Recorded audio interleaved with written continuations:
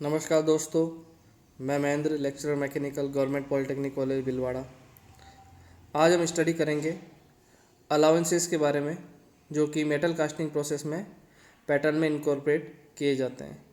तो सबसे पहले हम ये जानेंगे कि अलाउंसेस होते क्या है।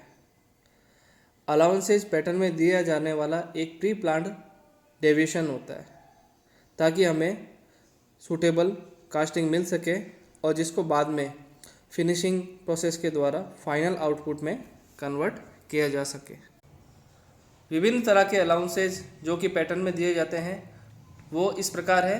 सबसे पहले श्रिंकेज या कॉन्ट्रैक्शन अलाउंस, दूसरा मशीनिंग या फिनिश अलाउंस, तीसरा ड्राफ्ट या टेपर अलाउंस, चौथा डिस्टॉर्शन या कैम्बर अलाउंस, पांचवा शेक और रैपिंग अलाउंस। ये अलग अलग तरह के अलाउंसेज है जो कि पैटर्न में दिए जाते हैं। सबसे पहले हम देखते हैं श्रिंकेज अलाउंस। हम ये जानते हैं कि लगभग सभी मटेरियल जब लिक्विड फॉर्म से सॉलिड फॉर्म में कन्वर्ट होते हैं तो कुछ अमाउंट तक श्रिंक होते हैं, कुछ वॉल्यूम तक श्रिंक होते हैं। इस श्रिंकेज की वजह से जो फाइनल कास्टिंग मिलती है वो पैटर्न से छोटी मिलती है। इसलिए हम पैटर्न थोड़ा ओवर साइज बनाते हैं ताकि इस श्रिंकेज को कंपनसेट किया जा सके। अब जितने भी तरह के श्रिंकेज है वो बेसिकली 3 स्टेज में होते हैं। पहला, पावरिंग टेम्परेचर। जब हम लोग मोल्ड के अंदर लिक्विड मेटल पावर करते हैं तो उस टेम्परेचर से जो फेज चेंज की जो टेम्परेचर रहता है, जिसे फ्रीजिंग टेम्परेचर भी कहते हैं, उस टेम्परेचर तक पहुंचने में जो श्रिंकेज होगा उसे लिक्विड श्रिंकेज कहते हैं। उसके बाद में उस फ्रीजिंग टेम्परेचर से जब लिक्विड फॉर्म से सॉलिड फॉर्म में मेटल कन्वर्ट होता है तो ये जो फेज चेंज होगा और इसमें जो श्रिंकेज होगा वो सॉलिडिफिकेशन श्रिंकेज कहलाता है। तीसरा, जब मटेरियल सॉलिड में कन्वर्ट हो चुका है तब उस फ्रीजिंग टेम्परेचर से रूम टेम्परेचर तक आने में जो श्रिंकेज होता है उसे सॉलिड श्रिंकेज कहते हैं। ये तो थे श्रिंकेज के विभिन्न स्टेजेस। अब जब लिक्विड और सॉलिडिफिकेशन श्रिंकेज होता है तो इस कमी को पूरा करने के लिए riser extra volume of liquid metal दे देता है। लेकिन सॉलिड श्रिंकेज में जो कमी होती है उस कमी को पूरा करने के लिए, या जो भी मटेरियल श्रिंक होने की वजह से वॉल्यूम में कम हो जाएगा, उसको पूरा करने के लिए हम पैटर्न को ओवर साइज बनाते हैं। पैटर्न का साइज थोड़ा बड़ा रखते हैं ताकि उस कमी को पूरा किया जा सके। नेक्स्ट हम स्टडी करेंगे मशीन अलाउंस की। चूँकि हम जानते हैं कि जो भी कास्टिंग हमें जब लिक्विड मेटल ठंडा होता है और कास्टिंग हमें फाइनल आउटपुट के रूप में मिलती है तो उसकी सतह ऑक्सीडाइज हो जाती है।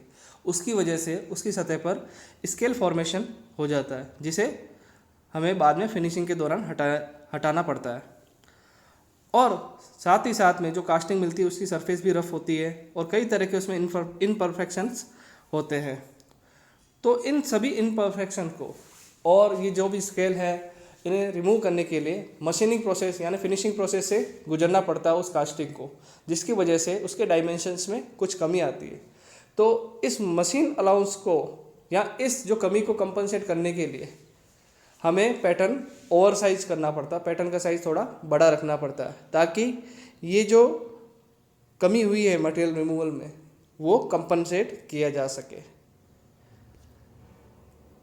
जैसा कि हम डायग्राम में देख रहे हैं कि फाइनल कास्टिंग जो है वो साइज में थोड़ी कम है और पैटर्न उसका हम थोड़ा बड़ा बनाएंगे ताकि मशीनिंग के दौरान जो कास्टिंग हम मटेरियल रिमूव करेंगे वो कास्टिंग हमें फाइनल मिल जाए। नाउ ड्राफ्ट और टेपर अलाउंस। ड्राफ्ट अलाउंस क्या होता है कि जब भी हम किसी पैटर्न से मोल्डिंग बनाते हैं तो पैटर्न मोल्डिंग बनाने के बाद में पैटर्न को वहाँ से रिमूव किया जाता है। रिमूव करने के दौरान मोल्डिंग टूट सकती है, डैमेज हो सकती है, इसलिए पैटर्न के आउटर सरफेस पर कुछ स्लोप दे दिया जाता है ताकि वो इजीली मोल्ड से रिमूव हो सके। इस तरह से ये ड्राफ्ट अलाउंस दिया जाता है। जैसा कि हम डायग्राम में भी देखेंगे कि अगर इस डायग्राम में दो चित्र हैं, एक पुअर और एक गुड का। पुअर जब देते हैं तो इसमें क्या होता है कि जब हम पैटर्न को रिमूव कर रहे हैं तो वर्टिकल सरफेस टोटली वर्टिकल है, और सेकंड डायग्राम में हम देखेंगे कि कुछ ड्राफ्ट एंगल दे दिया जाता है ताकि वो जो पैटर्न है वो मोल्ड सैंड से इजीली रिमूव किया जा सके। नाउ हम पढ़ते हैं डिस्टॉर्शन और कैम्बर अलाउंस। कोई कास्टिंग जो होती है वो ठंडी होने के बाद में डिस्टॉर्ट हो जाती है, या जिसे हम कहते हैं टेढ़ी हो जाती है या थोड़ा डिफॉर्म हो जाती है। तो ये क्यों होता है? जब मटेरियल सॉलिड बनता है यानी लिक्विड से सॉलिड स्टेट में कन्वर्ट होता है तो उस कास्टिंग के जो पार्ट है वो श्रिंक होते हैं, और वो श्रिंक यूनिफॉर्मली नहीं हो पाते हैं, जिसकी वजह से कहीं कम या ज़्यादा श्रिंकेज होने की वजह से जो फाइनल कास्टिंग है वो हमें डिस्टॉर्ट मिलती है। या कोई लंबी फ्लैट कास्टिंग हो वो डिस्टॉर्ट हो जाती है। तो डिस्टॉर्शन या कैम्बर अलाउंस इसलिए दिया जाता है ताकि जो फाइनल कास्टिंग है वो डिस्टॉर्ट ना हो। जब हम देखते हैं कि कास्टिंग किसी एक पर्टिकुलर डायरेक्शन में डिस्टॉर्ट होती है तो हम उस डिस्टॉर्शन को मिनिमाइज करने के लिए उसके अपोजिट डायरेक्शन में, जैसा कि डायग्राम में दिखाया गया है, हम पैटर्न बनाएंगे ताकि फाइनल कास्टिंग हमें बिल्कुल सीधी मिले।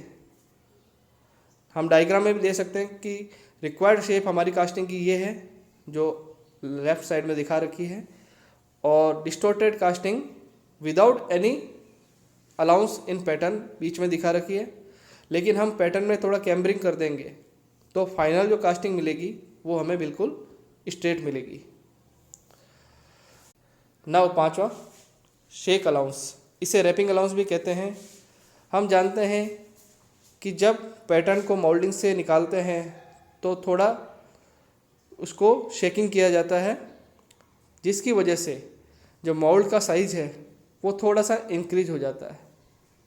इसलिए इस इंक्रीज हुए डायमेंशन या वॉल्यूम को कंपनसेट करने के लिए पैटर्न वॉल्यूम में थोड़ा छोटा बनाया जाएगा, साइज़ में थोड़ा छोटा बनाया जाएगा। चूँकि हम पहले जो 4 अलाउंसेस पढ़ चुके हैं उसमें पैटर्न जो भी बनाए जा रहे हैं थोड़े ओवर साइज बनाए जा रहे हैं या प्लस में बनाए जा रहे हैं। लेकिन शेक अलाउंस नेगेटिव अलाउंस भी होता है क्योंकि इसमें हम slightly smaller in dimension pattern बनाते हैं।